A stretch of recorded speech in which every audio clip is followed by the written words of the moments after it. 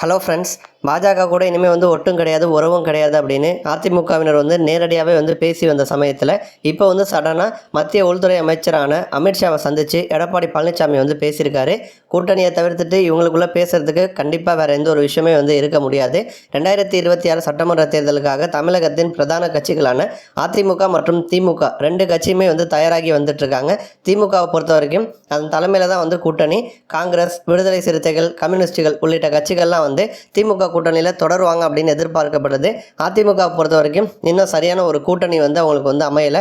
கடந்த மக்களவைத் தேர்தலில் தேமுதிகவை தவிர பெரிய எந்த ஒரு கட்சிகளுமே வந்து அதிமுக கூட்டணியில் வந்து இல்லை. அதிமுக படுதோல்வி வந்து சந்திச்சாங்க. குறிப்பாக சொல்லணும் அப்படின்னா பல தொகுதிகளில் 3வது இடத்துக்கு 4ஆம் இடத்துக்குலாம் வந்து அதிமுக வந்து தள்ளப்பட்டாங்க.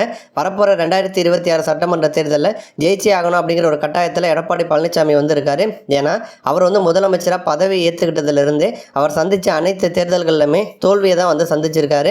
இதற்கிடையில் தான் வந்து கடந்த மக்களவைத் தேர்தலில் பாஜக கூட இனிமேல் வந்து கூட்டணியே கிடையாது அப்படிங்கிற மாதிரி எடப்பாடி பழனிசாமி வந்து அறிவித்தார். ஜெயக்குமார் அதை வந்து சொன்னார். எடப்பாடி பழனிசாமியும் நாங்கள் வந்து தப்பு பண்ணிட்டோம், இனிமேல் வந்து கூட்டணியை வந்து வைக்க மாட்டோம் அப்படிங்கிற மாதிரி தான் சொல்லிட்டு வந்தார். இருந்தாலுமே பாஜக கூட கூட்டணி வந்து வைக்கணும். அதேமாதிரி அதிமுகவில் இருந்து பிரிஞ்சு போன பன்னீர்செல்வம், சசிகலா, டிடிவி தினகரன் இவங்களெல்லாம் வந்து கட்சிக்குள்ளே வந்து கொண்டு வரணும் அப்படின்னு சொல்லிட்டு கட்சியில் இருக்கக்கூடிய மூத்த உறுப்பினர்களான எஸ்பி வேலுமணி, தங்கமணி, முனுசாமி இவங்களாம் வந்து தொடர்ந்து வந்து சொல்லி வந்தாங்க. அந்த மாதிரியான ஒரு சூழலில் தான் வந்து எடப்பாடி பழனிசாமி டெல்லிக்கு வந்து போனார். டெல்லிக்கு போனவர் அரசு காரை கூட வந்து பயன்படுத்தலை. ஏன்னா வந்து ஒரு ப்ரைவேட் காரை தான் வந்து பயன்படுத்தினார். அரசு காரில் போனோன்னா எங்கே போகிறோம், என்ன பண்ணுறோம் அப்படிங்கிறது வந்து தெரியும் அப்படிங்கிறதுனால ப்ரைவேட் காரை வந்து பயன்படுத்தினார் அப்படின்னு சொல்லப்படுது. இருந்த போதிலுமே இப்போ அவர் எதற்காக போயிருக்காரு அப்படிங்கிறது எல்லாருக்குமே வந்து தெரிஞ்சு போயிருச்சு. முதல்ல வந்து டெல்லியில் போயிட்டு நான் அலுவலகத்தை தான் வந்து திறந்து வைக்க போகிறேன், வேறு எதுக்காகவும் நான் வந்து வரல அப்படிங்கிற மாதிரி தான் எடப்பாடி பழனிசாமி சொன்னார். ஆனால் வந்து அதிமுக அலுவலகத்தை திறந்து வச்ச கையோட உள்துறை அமைச்சரான அமித்ஷா வந்து சந்தித்து வந்து பேசியிருக்காரு. இந்த சந்திப்பில் வந்து முதல் கட்டமாக பார்த்தீங்கன்னா அதிமுகவுக்கு எத்தனை தொகுதி, கூட்டணி கட்சிகளுக்கு எத்தனை தொகுதி அப்படிங்கிற விஷயங்கள்லாம் வந்து முடிவு பண்ணியிருக்காங்க அப்படின்னு சொல்லப்படுது.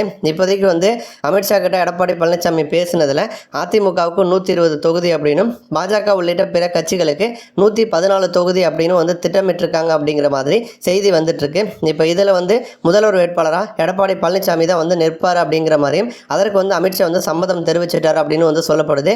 எது எப்படி இருந்தாலும் அதிமுகவினுடைய அந்த ஒரு பிளான் தான் வந்து இப்போ வந்து எக்ஸிக்யூட் ஆயிருக்கு அப்படிங்கிற மாதிரி அரசியல் விமர்சகர்கள் சொல்லி வந்துட்டு இருக்காங்க. ஏன்னா வந்து தனித்து பாஜக தமிழகத்தில் நின்னாங்க அப்படின்னா நிச்சயமாக அவங்களால வந்து ஜெயிக்க முடியுமா அப்படிங்கிறது வந்து கேள்விக்குறி தான். அவங்க அதிகமான வாக்குகள் வாங்கலாம், கடந்த தேர்தலை விட இந்த தேர்தலில் இன்னும் அதிகமான எண்ணிக்கையில் வாக்குகள் வாங்கலாம். ஆனால் ஜெயிக்கிறது அப்படிங்கிறது வந்து கஷ்டம். பட் அதுவே அதிமுக மாதிரி ஒரு ஸ்ட்ராங்கான கட்சி கூட சேர்ந்து கூட்டணி அமைச்சு போட்டிட்டாங்க அப்படின்னா அதிகமான எண்ணிக்கையில் அவங்களால வந்து ஜெயிக்க முடியும். அப்போ இரட்டை இலக்கத்தில் எம்எல்ஏக்களை சட்டமன்றத்துக்கு அனுப்ப முடியும். இதுதான் வந்து பாஜகவினுடைய திட்டமாக வந்து இருக்குது. இப்போ அதுதான் வந்து நடந்துட்டுருக்கு அப்படின்னு சொல்லப்படுது. மேலும் வந்து அமித்ஷா வந்து தேமுதிக, பாமக உள்ளிட்ட கட்சிகளையும் வந்து கூட்டணிக்குள்ளே வந்து கொண்டு வாங்க, அவங்ககிட்டே வந்து பேச்சுவார்த்தை நடத்துங்க அப்படிங்கிற மாதிரி சொன்னதாகவும் அதற்கு வந்து எடப்பாடி பழனிசாமி வந்து சம்மதம் தெரிவிச்சிருக்கார் அப்படின்னு சொல்லப்படுது. நன்றி.